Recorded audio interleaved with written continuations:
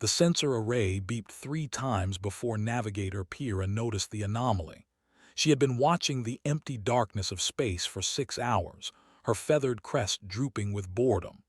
The Talvani sector had been quiet for 2 centuries. Nothing ever happened here. But now something was happening. "Commander Oren, I have an unknown contact," Pira called out, her voice cracking slightly. Her wings twitched with nervous energy as she recalibrated the sensors. Commander Oren moved to her station with the careful precision of his species. His multiple eyes focused on the display while his mandibles clicked thoughtfully. Distance: 4 million kilometers and closing. Speed is. That cannot be right. Pira tapped the screen with one talon. The computer says it is moving at .7 light speed. Security Officer Brell lurched from his rest pod, his amphibian skin shifting from relaxed blue to alert orange. Nothing moves that fast in normal space. Check for malfunction. Already did 3 times. Pira pulled up the raw data feed. It is real, sir, and it is slowing down. The 3 crew members of the patrol cruiser Steadfast Wind stared at the readings. In 600 years of galactic peace, the Concordance had mapped every known species and their vessels. This signature matched nothing in their database. "Could it be a probe?" Brell suggested, his throat sac expanding with anxiety. "Some automated surveyor from the outer colonies." Oren studied the energy readings. No probe carries that much power. The reactor output is equivalent to a capital ship, but the design— he paused, his antennae twitching. "I have never seen architecture like this." The unknown vessel continued its deceleration, clearly aware of their presence. Pira activated the long-range visual scanners. The image that appeared made all 3 of them go silent. The ship was massive, easily 3 times the size of their patrol cruiser, but size was not what disturbed them. Concordance ships were built with flowing lines, elegant curves that maximized efficiency and minimized resource use. This vessel was the opposite: angular, brutal, covered in thick plating that served no purpose except to absorb damage. Weapon ports dotted its hull like the eyes of a predator. "By the ancients," Brell whispered, "what kind of species builds something like that?" Oren forced himself to think clearly. Fear was unusual for him. His people had evolved past such primitive emotions millennia ago. Yet looking at this warship, he felt something cold settle in his thorax. "Open all communication channels. Standard first contact protocols." Pira worked her console with shaking hands. "Channels open, sir. Broadcasting mathematical sequences and basic physics. If they have any translation capacity, they should be able to respond." The seconds stretched into minutes. The unknown ship held position exactly 200,000 kilometers away, close enough to communicate, close enough to threaten. Then the response came. "Unknown vessel, this is the human naval exploration ship Defiant. We received your transmission. Stand by for translation matrix upload." The voice was strange, rough, nothing like the melodious tones of concordant species, but what shocked Oren more was the word human. He searched his memory and found nothing. No record, no mention in any galactic database. "They are uploading language protocols," Pira announced. "Accepting." "Yes, route it through the isolated system first. Security protocols active." Oren was not taking chances. The translation software integrated smoothly. Too smoothly. These humans had clearly done this before. Developed proper first contact procedures. That should have been reassuring. Instead, it made Oren more nervous. "This is Commander Oren of the Concordance Patrol Service. You have entered controlled space. Please state your origin and intentions." The visual feed activated. 3 beings appeared on the screen. They stood on 2 legs like several concordant species, but their faces were flat, their eyes forward-facing like predators. They wore uniforms of dark blue with incomprehensible symbols. The one in the center spoke. I am Captain Lewis Grant of Earth, third planet orbiting Sol, local cluster designation Orion Arm. We are on a peaceful exploration mission. We did not know this space was claimed. Our apologies for the intrusion. Earth, Sol, Orion Arm. None of these names existed in Concordance charts. Brell leaned close to Orin. Run a planetary analysis. Find this Earth.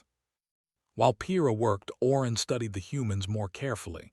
They moved with controlled efficiency, each gesture purposeful. Their eyes tracked everything, constantly assessing. These were not scientists playing at exploration. These were warriors who had learned science. Analysis complete, Pyrrha announced quietly so the humans would not hear. Earth located, distance from Concordance core. It is beyond our mapped territories, in the unclaimed zones, but Commander, the planetary classification. What is it? Class 12 Death World. The scale only goes to Class 8. I had to extrapolate. The gravity, the weather patterns, the geological activity, the evolutionary pressure. Her voice dropped to a whisper. Nothing should be able to evolve intelligence on a planet that hostile. Orin looked back at the screen. At Captain Grant, who waited patiently for a response. At the two officers flanking him, their bodies relaxed but ready to move instantly. At the warship behind them, built to survive horrors the Concordance had forgotten existed. Captain Grant, Orin said carefully, welcome to Concordance space. We would very much like to learn more about your people. Grant smiled. The expression showed teeth.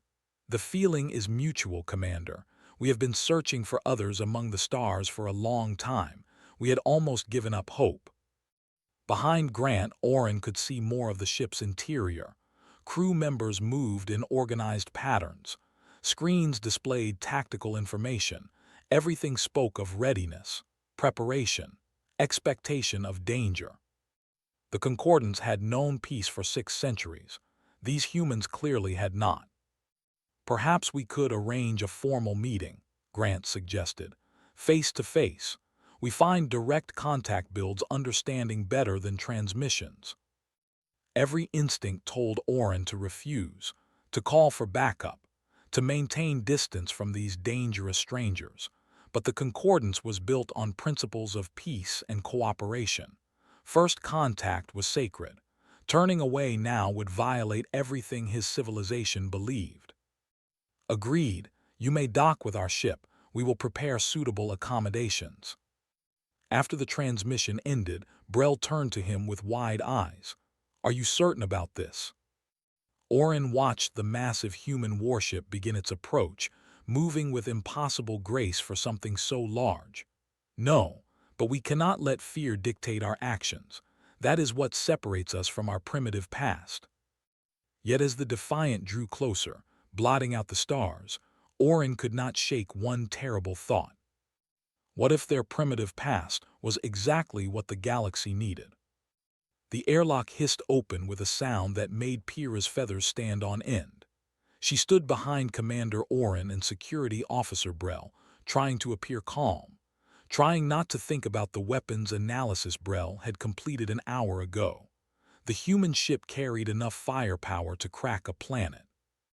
3 humans stepped through. They moved differently than any species Pyrrha had encountered. Each step was controlled, balanced, ready to shift direction at any moment. Captain Grant led them, flanked by a woman with dark skin and bright eyes, and a man whose arms showed visible muscle definition through his uniform. Commander Orin, Grant extended his hand. Thank you for receiving us. Orin hesitated. Physical contact was not common among concordant species, but he recognized the gesture from the cultural database. He reached out with his primary manipulator and grasped the human's hand.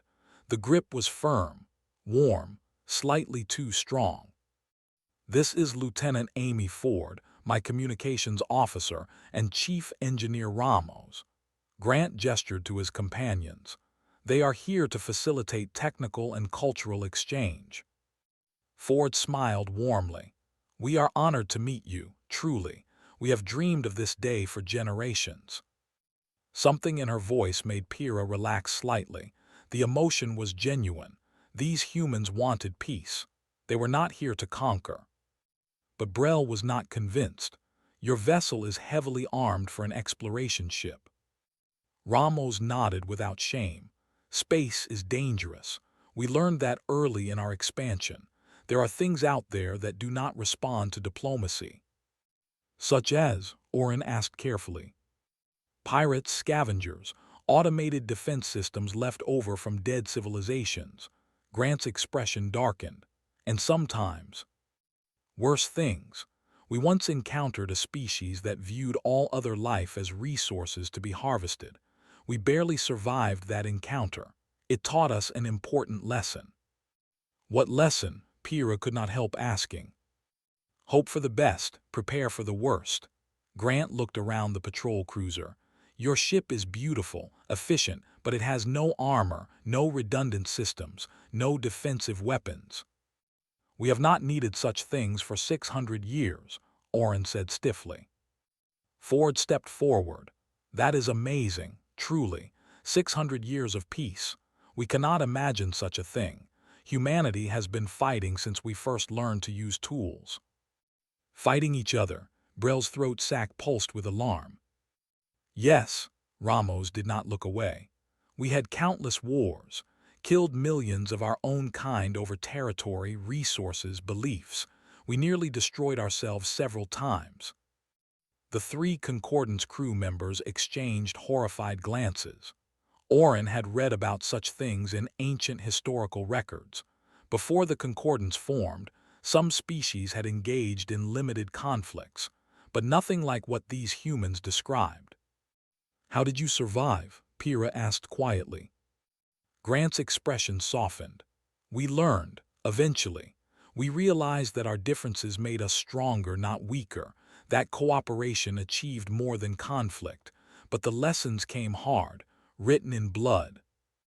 And now, Orin needed to know, what are your intentions toward the Concordance?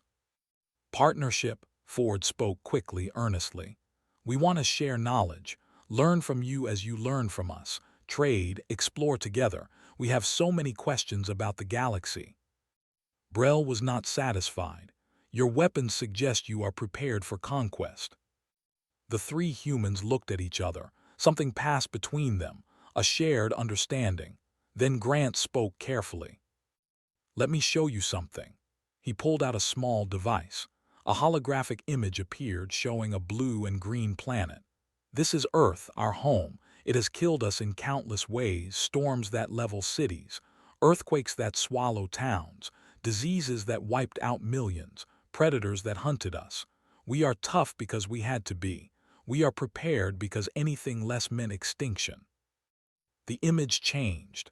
Now it showed humans, different colors, different features, all working together. We fight, yes, but we fight to protect. We learned that the hard way. Every human carries the memory of when we fought each other. We swore never again.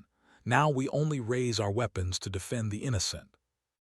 Ramos added, our ship has enough firepower to level a city, but we would burn it to scrap before we used it for aggression. That is the oath every human in our fleet takes. Orin wanted to believe them.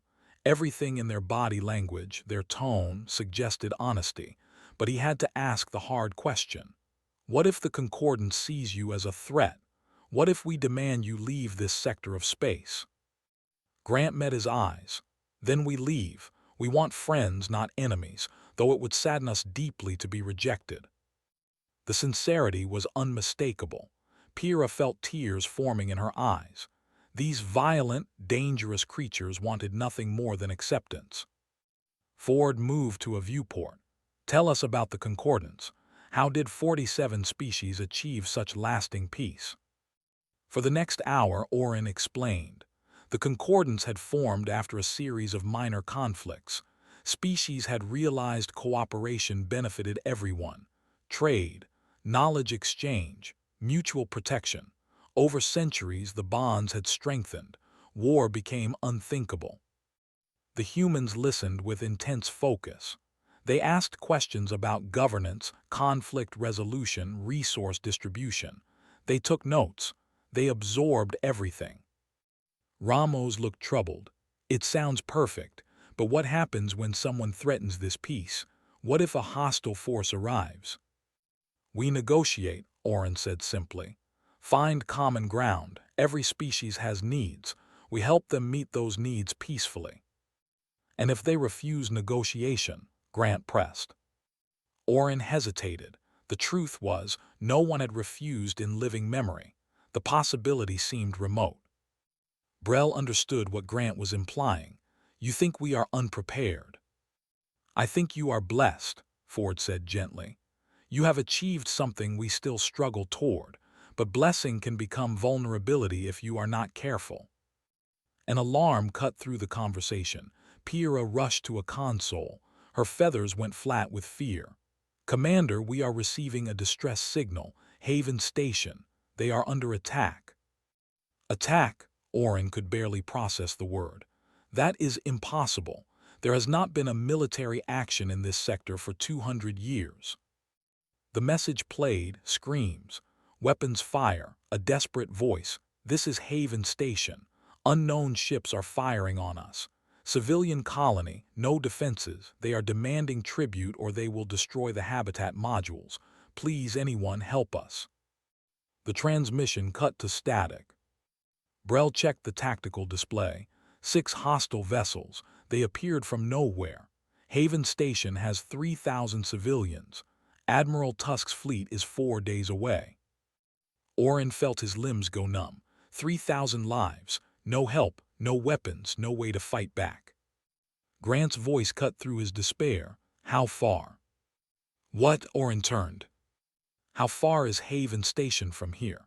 Grant was already moving toward the airlock.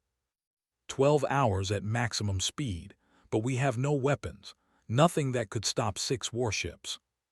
Grant paused at the threshold. He looked back, and Pyrrha saw something in his eyes, something cold and hard and absolutely certain. We do. The Defiant moved through space like a predator scenting blood. Oren watched from the observation deck as the human warship accelerated to speeds his patrol cruiser could never match. The steadfast wind had docked inside one of the Defiant's hangar bays. Now his crew was witnessing something the Concordance had not seen in centuries. Preparation for war. All hands to combat stations. This is not a drill. Grant's voice echoed through every corridor. Around Oren, human crew members moved with practiced efficiency. No panic, no hesitation. Each person knew exactly where to go and what to do. Lieutenant Ford appeared beside them. Commander, Captain Grant requests your presence on the bridge. He values your knowledge of Haven Station's layout. Pyrrha clutched Oren's arm. Should we go? We must. Oren straightened his posture. Those are Concordance citizens dying. If we can help, we will. The bridge was nothing like Concordance ship designs. Multiple stations formed a semicircle around a central command platform. Screens showed tactical data, engine status, weapons readiness. Crew members called out reports in clipped, efficient phrases. Weapons charged to 80%. Shield generators online. Point defense systems active. Marines ready for boarding action if required. Grant stood at the center, absorbing information from every direction. When he saw Oren, he gestured to a station. Commander, show us Haven Station, every detail you know. Oren pulled up the schematics. It is a mining colony. 3 habitat rings surrounding a central processing core. Population of 3,000, mostly Drell and Savathi families. No military presence. Their security force has stun weapons designed for crowd control, nothing more. Ramos studied the layout, structural weaknesses. The docking pylons. They are designed for cargo ships, not combat stress. A sustained attack could sever them, venting entire sections to space. Grant's jaw tightened. Time to arrival. 11 hours, 40 minutes at current speed, reported the navigation officer. Not fast enough. Engineering, give me everything. I want to arrive in 8 hours. Sir, pushing the engines that hard will get us there while people are still alive. Do it. The deck vibrated as the ship accelerated harder. Brell gripped a console for support. Your crew follows orders without question. They trust me not to waste their lives. Grant pulled up an image of the attacking ships. What do we know about these hostiles? The tactical officer magnified the enemy vessels. Preliminary analysis suggests mercenary design, mixed technology. Weapons are outdated but functional. They are not expecting resistance. Ford worked her console. I am picking up their communications. They call themselves the Burning Claw, led by someone named Warlord Grath. He is demanding the colony transfer all refined metals and fusion cores. And if they refuse, Oren asked, though he dreaded the answer. He destroys one habitat ring every hour until they comply. Ford's voice was tight with anger. They have already destroyed the first ring. 400 people dead. Silence fell across the bridge. 400 lives, gone just like that. Pyrrha made a keening sound of grief. Those were her people, Drell families, children. Grant's expression became stone. Get me a direct line to this warlord Grath. Sir, that will reveal our approach, the communications officer warned. I want him to know we are coming. The channel opened. The face that appeared on screen made Oren recoil. Grath was Rekar, a reptilian species from beyond Concordance space. Scales covered his face and his eyes held no mercy. Who dares interrupt my operations? Grath snarled. This is Captain Lewis Grant of the human naval exploration ship Defiant. You are attacking a civilian colony under Concordance protection. Leave immediately or face the consequences. Grath stared for a moment. Then he laughed. It was a harsh, rasping sound. Human, I have never heard of your species. You dare threaten me. I have 6 warships. You have 1. I have given you fair warning. Leave now and you will live. Your arrogance amuses me, human. Come, let me show you what happens to fools who challenge the Burning Claw. The transmission ended. Brell turned to Grant. He will not leave. He thinks you are bluffing. Then he will learn otherwise. Grant addressed his crew. Rules of engagement: disable if possible, destroy if necessary. Priority 1 is protecting those civilians. Priority 2 is taking prisoners for Concordance justice. Priority 3 is our own safety. Everyone clear. A chorus of acknowledgments rang out. Oren watched as the humans prepared. They checked weapons, ran diagnostics, communicated in short, efficient bursts. This was not bravado. This was professional competence honed by necessity. Ramos approached Grant quietly. Sir, we could use the railguns, end this quickly. And risk debris hitting the station. No, precise shots only. I want those colonists to watch us save them, not accidentally kill them. 8 hours passed. Oren spent them learning how the human ship operated. Every system had backups. Every critical function could be controlled from multiple locations. The medical bay was equipped for mass casualties. The armory held enough weapons to outfit a small army. You built this ship expecting to be hurt, Oren said to Ford. She nodded. Every human ship is built this way. We hope to never need it, but we prepare as if we will, because sometimes hope is not enough.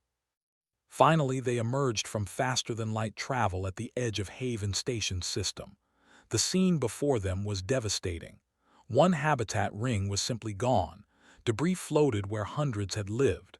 The remaining 2 rings showed damage, scorch marks, hull breaches. 6 warships surrounded the station like carrion birds. They were larger than Oren expected. Each one bristled with weapons. Grant stood. Open a channel, all frequencies. His voice boomed across space. Warlord Grath, this is your final warning. Release the civilians. Surrender your ships. You will be treated according to Concordance law. The response was weapons fire. All 6 mercenary ships opened fire on the Defiant simultaneously.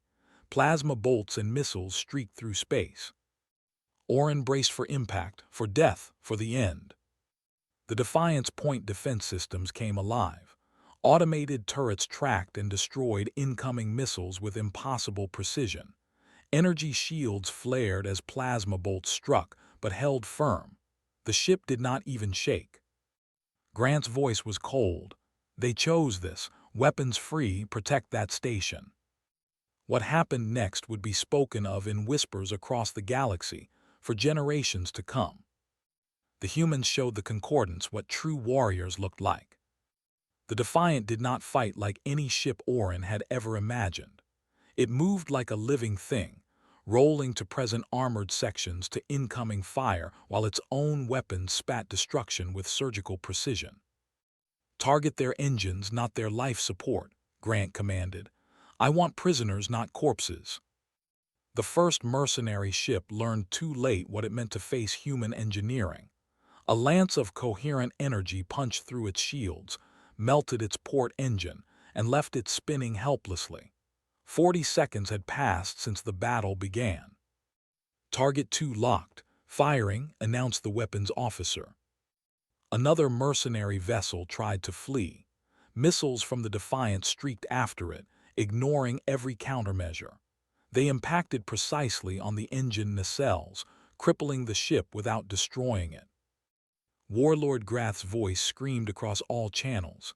"Concentrate fire, all ships on the human vessel, burn it down." The remaining 4 ships focused their attack.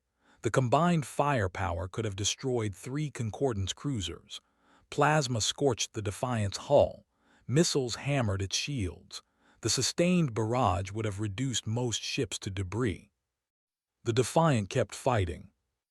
"Hull integrity at 92%, reported damage control. "Shields holding. Minor damage to sections 7 and 12.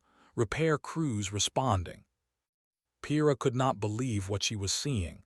The humans were not just surviving. They were dominating. Each movement was calculated, each shot precise. No wasted energy, no panic. Brell pointed at a tactical display. "Look at their crew rotation. They are swapping out personnel even during combat, keeping everyone fresh." It was true. Human crew members would work their stations for intense periods, then be relieved by others. The replacements were already briefed and ready. The ship never lost efficiency. "This is what they meant," Orin whispered. "Hope for the best, prepare for the worst. They have trained for this scenario thousands of times." A mercenary ship attempted a ramming maneuver, diving toward the Defiant with suicidal intent. Grant never even blinked. "Point defense, target that ship, disable it." Dozens of small cannons swiveled. They fired in perfect synchronization, shredding the attacking vessel's forward armor and destroying its navigation system. It tumbled past the Defiant, unable to steer but intact enough to preserve the crew. 3 ships disabled, 3 still active, the tactical officer reported. One of the remaining mercenary vessels changed tactics. It turned toward Haven Station, engines burning at maximum, its weapons charged. "He is going to fire on the civilians," Ford gasped. Grant's response was instant. "Navigation, intercept course, maximum speed, engineering, divert all power from weapons to engines." "Sir, that will leave us vulnerable," Ramos warned. "Do it." The Defiant surged forward with impossible acceleration. It placed itself between the mercenary ship and the station just as the enemy fired. Heavy plasma cannons discharged at point-blank range. The impact struck the Defiant's armored hull. Metal screamed. Entire sections depressurized. Alarms wailed throughout the ship, but the station behind them remained untouched. "Hull breaches on decks 4, 5, and 6, damage control announced. "Sealing bulkheads, casualties reported." For the first time, Grant's voice carried emotion. Anger, cold and terrible. "That ship just killed my crew. Target its bridge. End this." The weapons officer hesitated for only a second. "Sir, that will likely kill everyone aboard." "They made their choice when they fired on civilians and my people. Execute. A single precisely aimed shot lanced through space. It penetrated the mercenary ship's bridge, destroying its command center. The vessel went dark, drifting and lifeless. Grath's voice crackled with rage and fear. "You animals, you savages, what kind of monsters are you?" Grant's reply was ice. "The kind that protects the innocent. Surrender now or join your friend." The last two mercenary ships tried to run. They broke formation and scattered, engines burning desperately. But they had waited too long. The Defiant had already deployed pursuit drones, small automated craft that chased them down and disabled their faster-than-light drives. Grath's flagship remained. He fired wildly, weapons tracking nothing, pure panic driving him. Every shot missed or was intercepted. "Cease fire," Grant ordered. "Boarding teams prepare for assault. We are taking that ship." Armored hatches opened on the Defiant's hull. Small craft launched, carrying human soldiers in powered armor. Orin watched as they crossed the distance with absolute confidence. The boarding action was swift and brutal. Human Marines cut through the mercenary ship's hull, neutralized its crew with stunning efficiency, and secured the bridge in less than 10 minutes. Grath was dragged before a camera, his scales torn and his pride shattered. "The ship is ours, Captain," reported Major Diaz, the Marine commander. 15 mercenaries dead, the rest captured. Warlord Grath is secured." Grant nodded. "Well done. Bring him aboard for Concordance justice." Around the battlefield, crippled mercenary ships drifted. None had escaped. None had inflicted serious damage on the Defiant. The entire engagement had lasted 12 minutes. Orin realized he was shaking, not from fear anymore, from awe. Ford turned to him. "Are the colonists safe?"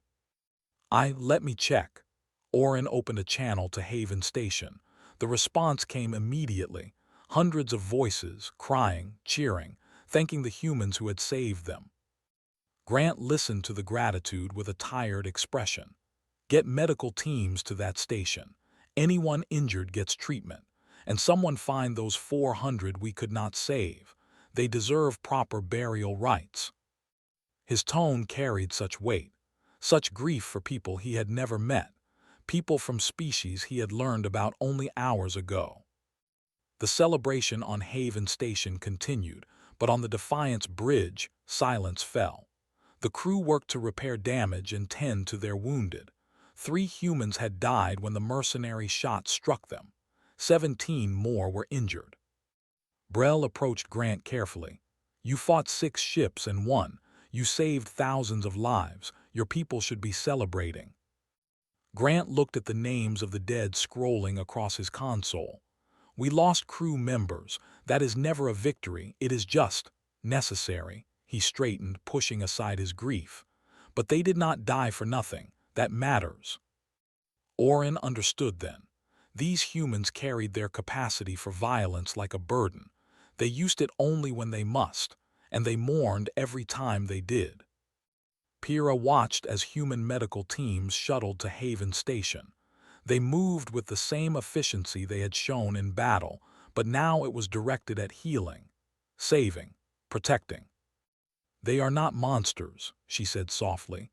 "They are guardians who hate that they must fight." "Yes," Orin agreed, "and the galaxy is about to learn what that means." News of the battle reached Concordance Central within hours. The transmission spread through communication networks like electricity through water. Every species, every colony, every ship. Within a day, the entire galaxy knew. Humans had arrived, and they had changed everything. High Chancellor Vorn stood before the Grand Assembly, his aged features troubled. Around him, representatives from all 47 concordant species filled the enormous chamber. The noise was deafening. Fear, excitement, anger, confusion, every voice raised at once. "Order," Vorn struck the resonance chime. The pure note cut through the chaos. "We will have order. This assembly will function properly." Ambassador Weln of the gathered species moved to the speaker's platform. Her telepathic abilities made her voice carry weight beyond mere words. I have reviewed all available data. The humans call themselves warriors. Their entire civilization is built on conflict. They have weapons that dwarf our most advanced defensive systems, and now they have demonstrated their willingness to use those weapons. Murmurs of alarm rippled through the chamber. They also saved 3,000 Concordance citizens without hesitation, interrupted Admiral Tusk. The massive Kryn rose to his full height, his herbivore features set in determination. I have spoken with Commander Oren. Read his detailed report. The humans offered mercy first. They fought only when attacked. They mourned their own dead and treated wounded enemies with compassion. Professor Heel, the Concordance's foremost military historian, activated a holographic display. I have analyzed the battle footage 17 times. These humans possess tactical knowledge we have not seen in 10,000 years, but more importantly, they possess restraint. 6 ships attacked them. They could have destroyed all 6 with minimal effort. Instead, they disabled 5. Only 1 was destroyed, and only after it targeted civilians. The assembly erupted in debate. Some argued for immediate quarantine of human space. Others called for alliance. A few even suggested preemptive action, though they were quickly shouted down. Vorn let them argue. Democracy required such chaos sometimes, but eventually he called for silence again. We will hear from those who met the humans directly. Commander Oren of the Savathi Patrol Service, please approach. Oren walked to the platform on trembling legs. Thousands of eyes watched him. The weight of history pressed down. What he said now would shape the galaxy's future. Honored representatives, he began, his voice steadier than he felt. I have served the Concordance for 32 years. I have studied our history, our founding principles, our commitment to peace through understanding. He paused. The humans embody something we have forgotten, the cost of peace. Confused murmurs spread. We have lived in safety for so long that we forgot safety requires guardians. The humans understand this. They carry weapons because they know evil exists. They train for war because they know peace must be protected. They are willing to bleed so others do not have to. A representative from the Pelian Collective stood. But what if they turn on us? What if their violence is directed at the Concordance? I asked Captain Grant that exact question, Oren replied. He said they would leave, that they wanted friends, not subjects, and I believed him, because I saw into his eyes when he learned civilians were dying. I watched him risk his ship and crew for people he had never met. That is not the behavior of a conqueror. Security Officer Brell joined him on the platform. The humans have a saying, hope for the best, prepare for the worst. We have hoped for so long that we stopped preparing. The Burning Claw proved that. 6 mercenary ships invaded our space with impunity. They murdered 400 civilians before help arrived. How many more threats exist that we cannot face? Ambassador Welln spoke again. I performed a deep telepathic scan of Captain Grant with his permission. What I found, she paused, choosing words carefully. They fear themselves, fear what they could become. Every human carries genetic memory of their violent past. They police their own instincts constantly. Their greatest enemy is not external, it is internal, and they fight that battle every day. The revelation stunned the assembly into silence. Vorn seized the moment. A proposal has been made. We vote to accept humanity into the Concordance as full members, but with conditions. They will help us rebuild our defensive capabilities, teach us what we have forgotten about protecting peace. You would arm the Concordance, someone shouted, turn us into warriors. No, Admiral Tusk rumbled. We would learn to defend ourselves. There is a difference between seeking war and being prepared for it. The humans have shown us that difference. The debate continued for hours. Arguments flew back and forth. But slowly a consensus formed. The galaxy had been asleep. The humans were a wake-up call. Finally, the vote was called. Representatives activated their voting crystals. The results appeared on the central display. 39 in favor, 8 abstaining, 0 against. Humanity was welcomed into the Concordance. The news reached the Defiant while it was still docked at Haven Station. Grant stood in the medical bay, visiting his wounded crew members. When Lieutenant Ford brought him the message, he read it silently. "We are in, sir," Ford said with barely contained excitement. "Full membership. They want our help." Grant looked at the human lying in the medical pod before him. Ensign Torres had lost both legs when the mercenary ship breached the hull. She would receive synthetic replacements, but the pain was real. The sacrifice was real. "Tell them we accept," Grant said quietly. "But make sure they understand. We are not here to make them into us. We are here to learn from each other." Back on Concordance Central, preparations began immediately. Human military advisors were requested. Joint training exercises planned. Technology exchanges arranged. Oren returned to his patrol cruiser to find new orders waiting. He was being promoted. Given command of a joint species vessel, his crew would include humans. Pira found him staring at the orders. "Are you ready for this, Commander?" "No," Oren admitted. "But the humans taught me something important. Being ready is not about having no fear. It is about acting despite fear. We owe them that much. We owe the 400 who died that much."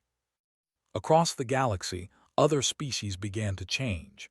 Defense academies reopened after centuries of closure. Weapons research resumed, this time with ethical oversight. Ship designs incorporated redundancy and armor. The Concordance was learning to stand strong again, not to make war, but to prevent it. Ambassador Welns sent a final message to Captain Grant. "You have given us a gift, not weapons or tactics, but the reminder that eternal peace requires eternal vigilance. Thank you." Grant replied simply, "Peace is worth fighting for." 6 months changed the galaxy more than 6 centuries had. Oren stood on the bridge of the unified response, a vessel that represented everything the Concordance had become. Half the crew was human. The other half represented a dozen different species. They worked together with efficiency that would have been impossible a year ago. "Long-range sensors are picking up something," announced the Huron tactical officer. "It is massive, moving toward the Pelion system." Oren moved to the display. What he saw made his blood run cold. The object was larger than any ship ever recorded. Its energy signature was ancient, wrong, like something that should not exist in the modern galaxy. "Get me Captain Grant," Oren ordered. The communication channel opened instantly. Grant appeared on screen, his expression already serious. The Defiant was 3 systems away, conducting joint training exercises with Concordance fleet units. "We see it too," Grant said. "We are running it through our historical database. Nothing matches, but the technology signature suggests it is at least 10,000 years old." "The old war," Oren whispered. "Before the Concordance, before peace. We thought all the weapons from that era were destroyed." "Apparently not." Grant's jaw tightened. "I am bringing the Defiant to your position. ETA 4 hours. Other human ships are converging as well. This is exactly the kind of threat we prepared for." Around the Concordance, the response was swift. Species that had not mobilized in centuries activated their newly built defense fleets. Training became reality. Fear became determination. The ancient weapon reached the Pelion system and stopped. It hung in space like a judgment. Then it began charging. Energy built within its core, growing brighter, hotter. Analysis suggested it was targeting the system's inhabited planet. 3 billion Pelions lived on that world. All ships moved to intercept, Admiral Tusk commanded from his flagship. "We cannot let that weapon fire." The assembled fleet was impressive. 20 Concordance vessels, their designs now incorporating human defensive principles. 8 human warships, including the Defiant. Species that had forgotten war now flew toward battle willingly. Because they had learned, the innocent needed guardians. The ancient weapon detected their approach. Automated defense systems came online. Smaller weapons emerged from its surface, tracking the incoming fleet. Evasive maneuvers, Orin commanded. Do not let it lock targeting. The weapon fired. Beams of coherent energy lanced through space, striking 3 Concordance ships. Their new armor held but barely. Damage reports flooded in. It is too strong, someone cried. We cannot get close enough to damage it. Grant's voice cut across all channels. Yes, we can, but we have to work together. Concordance ships, concentrate your fire on its point defense weapons. Give us an opening. Human vessels will target the main charging core. It was a desperate plan. It required perfect coordination. One mistake would cost lives. But they had trained for this. Humans and aliens, warriors and scholars, all united. The Concordance ships moved in formation, their weapons firing in synchronized pulses. They had learned from human tactics, overwhelming force at precise points. The ancient weapons' defensive systems struggled to track so many coordinated attacks. An opening appeared, just for seconds. The Defiant and 7 other human warships fired simultaneously. Their combined firepower struck the weapon's charging core. The impact was catastrophic. Energy cascaded through the ancient systems, overloading circuits that had survived for millennia. But it was not enough. The weapon continued charging. It is still functional, the tactical officer reported. Estimated time to firing 3 minutes. Orin looked at his crew, humans and concordant species, all waiting for orders, all ready to do whatever necessary. An idea formed, terrible necessary. All ships with ramming capability prepare for collision course, Orin commanded. Grant's face appeared on screen. Commander, you cannot. Someone has to, Captain. If that weapon fires, 3 billion people die. I will not allow that. Then we ram together. Grant's expression was set. Multiple impacts, better chance of success. Before Orin could respond, Lieutenant Ford's voice came through. Sir, I am detecting energy fluctuations in the weapon's core. The damage we inflicted is cascading. The systems are failing. Everyone held their breath. On the displays, the ancient weapon's energy signature began to collapse. Systems that had maintained themselves for 10,000 years finally surrendered to entropy and battle damage. The weapon went dark, silent, dead. Cheers erupted across all channels, humans and aliens celebrating together. They had faced the nightmare of the past and won. But the victory came with cost. 4 Concordance ships were heavily damaged. 2 human vessels needed extensive repairs. 17 crew members across the fleet had died. Admiral Tusk's voice carried across all channels. Today we proved something important. United, we are stronger than any weapon, any threat. The Concordance stands not because we hide from danger, but because we face it together. Days later, a ceremony was held on Concordance Central. Representatives from every species gathered. Humans stood among them, no longer strangers but family. High Chancellor Vorn spoke to the assembly. 6 months ago, we met a species that reminded us of hard truths. Peace must be protected. Strength must serve compassion. Unity requires courage. He gestured to where Orin and Grant stood together. These 2 represent what we have become. Different species, different histories, but one purpose: to defend those who cannot defend themselves. Piera, now serving as communications officer on the Unified Response, whispered to Lieutenant Ford, "Do you think there will be more threats, more weapons from the past?" Ford smiled. "Probably. The galaxy is vast and old, but now we are ready, not because we seek conflict, but because we refuse to let evil win through our inaction." Grant addressed the assembly. Humans joined the Concordance seeking friends. We found something better. We found purpose. Every species here brings unique strengths. Together, we are more than the sum of our parts. Ambassador Weln added her voice. The Ancient Ones built weapons to destroy. We will build alliances to protect. That is the difference between them and us, between the past and the future. The ceremony concluded with a declaration. The Concordance would never again be defenseless, but neither would they become conquerors. Strength would serve peace. Power would protect the innocent. Orin and Grant walked together through the gardens afterward, two commanders from vastly different worlds. Your people saved us, Orin said quietly, not just from the weapon, from our own complacency. Your people saved us too, Grant replied. We were so focused on preparing for threats that we forgot to hope for friends. You reminded us why we fight, not from fear, but from love. Above them, ships from dozens of species patrolled in coordinated formations.